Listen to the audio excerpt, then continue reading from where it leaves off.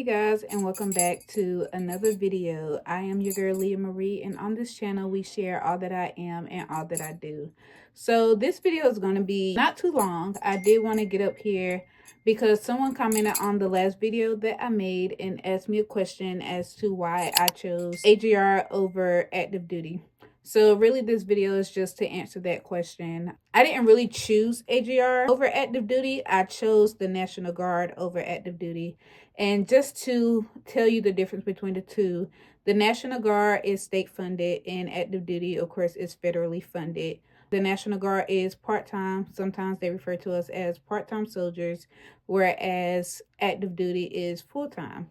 The National Guard, you are basically serving for a particular state, and most times than none is the state that you currently reside in. So I am in North Carolina, so I ended up joining the North Carolina National Guard.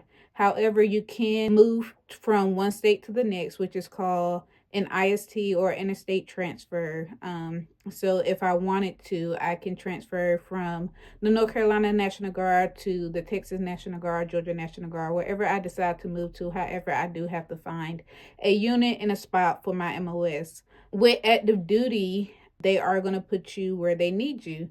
So you can be in the States or you can be overseas. You can be in Korea, you can be in Germany, you can be in wherever, anywhere in the States or anywhere overseas, Hawaii, depending on where they need you. Most times your tour is about 3 years that you spend at whatever duty station before you go to another duty station. And with that, once you're, I don't even know what they call it because I'm not active duty, but I believe it's some type of board pool that opens and it shows you different locations based on your MOS where you can go. And don't quote me, but if someone is active duty and they see this video, then you can comment and share the exact ways.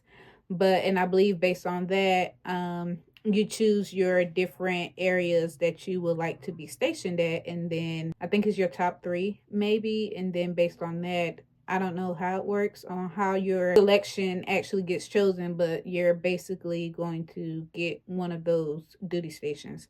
With National Guard, you typically stay in your state, but you can move around the state. So whatever armories hold your MOS, you can move to those different states. So I have been in Kinston, which is where I started, Kinston, North Carolina. I have been in Greensboro, North Carolina, and now I'm in the Raleigh area.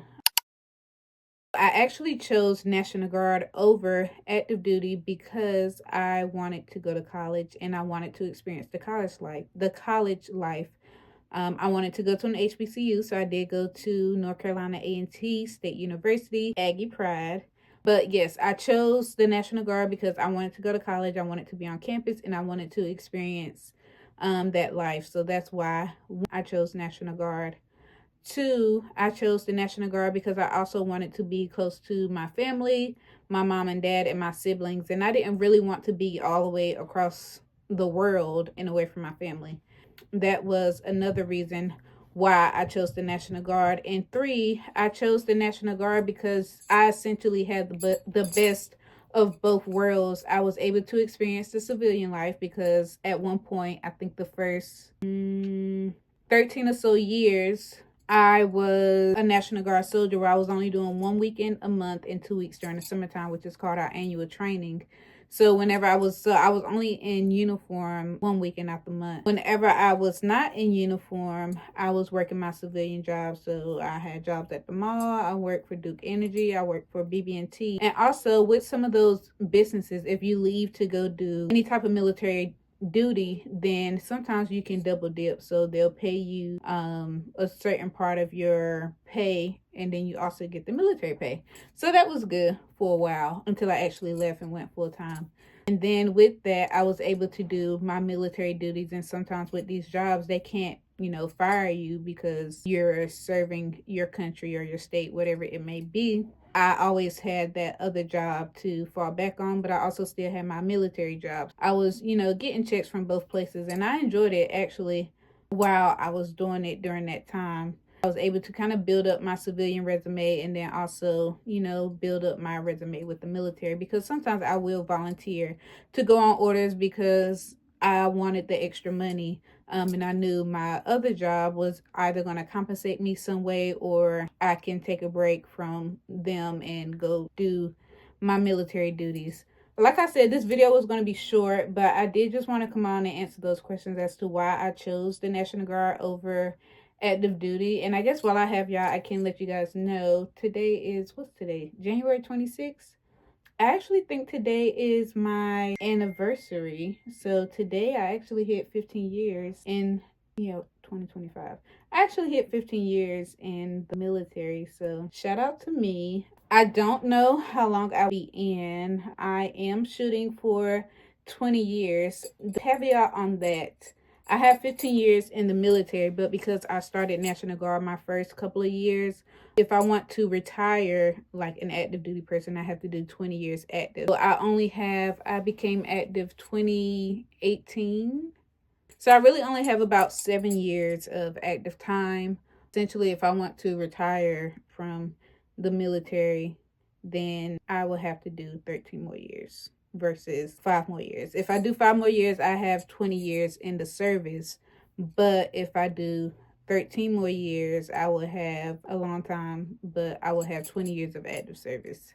I don't know how long I'm going to be wearing the uniform, so I can't give you an exact answer on that, but I will say that I do enjoy my job. I actually love my job. I love what I do. I love human resources. I do have my master's degree with a concentration in HR. So yes, I really love it. And being in the military and doing HR, which is why I chose the field that I went to for my master's program. My bachelor's degree, I did business management because I've always wanted to be my own boss. But once I started doing more of human resources and the military, I wanted my civilian background to match with that. So in case stuff didn't work out in the military, I can take that military HR experience on top of my degree and my educational HR experience, on top of the certifications that I got, and just build my portfolio for the realm of HR. And then I have that to fall back on. I hope that answered your question. I know this was short, but I really only had 3 reasons why I chose the National Guard, and that was 1, to be close to family, 2, because I wanted to experience the college life, and then 3, what was 3? I forgot what it was. I think because I wanted to experience the best of both worlds. And then once I finished college, so I did my bachelor's and my master's degree. Once I finished, I could have went active duty, but I got the AGR job. And basically, once I got the AGR job, it was like I received the same benefits as an active duty soldier. I still have the the free health benefits, the free dental benefits, like I shared a video about the American Express Platinum credit card, where if you're active, then you don't have to pay the $650 annual fee. So although I'm not active duty, but I'm active guard, I get that benefit. So I really get the same benefits that an active duty soldier gets, but I don't have to go through all the things that an active duty soldier have to do.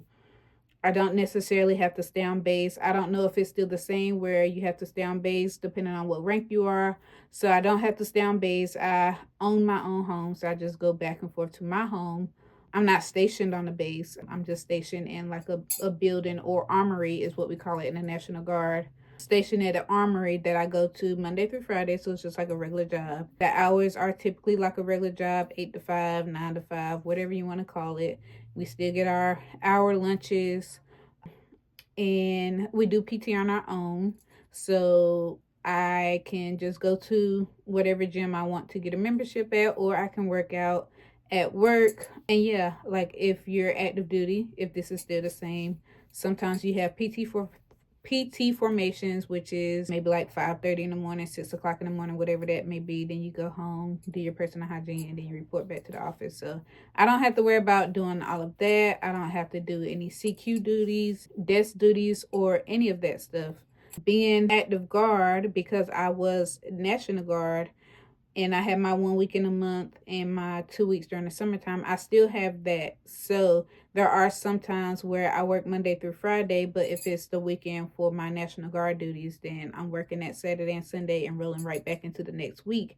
However, if I want to take time off, because we still get the same leave days, so I believe it's 2.5 days per pay period or 2.5 days a month, basically like 30 days out the year that I take off, not including holidays, past days, and stuff like that. Sometimes if I, instead of working those 13 days straight, I will work the 7 days, maybe take Monday off or Tuesday off, and then work the rest of the week. So I like that flexibility. There's no one really like clocking you, looking over your shoulder. If you earn the days and you have the days of leave to take, you can take off for the holidays. I think around Christmas time, which is also around my birthday, I took off. It equated to like 14 days, 2 weeks off of work, but it was really only maybe 5 or 6 days of leave that I actually had to put in the system that I was charged for, because the holidays fell with that, the weekends fell with that, we got past days with that. So I really love my job. A lot of people do tell me that with my education and my certifications, I can be making a lot more if I was to go into the civilian world. But I feel like with whatever job you go to, there's going to be headaches, there's going to be bosses that you like, that you dislike. So I've contemplated going outside of the military to use my degree or my certifications that the military pay for, because they actually pay for all of them.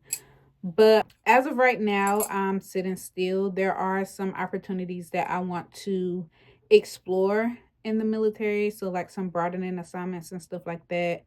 Maybe go to another state. Right now, I'm staying put. I don't have any desire to go anywhere right now. However, I don't know what the Lord has for me. His plans are better than our plans. His plans are better than my plans. So if he pushes me elsewhere, then of course I'm going to be obedient and follow.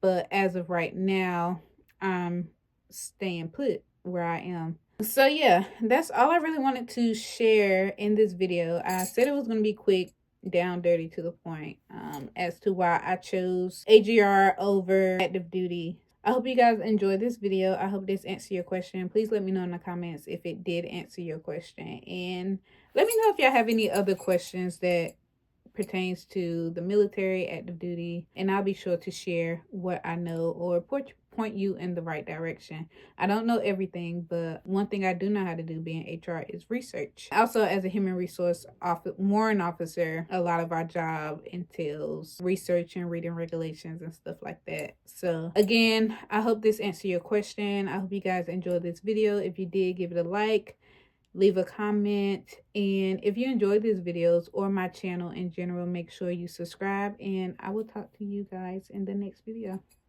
Bye.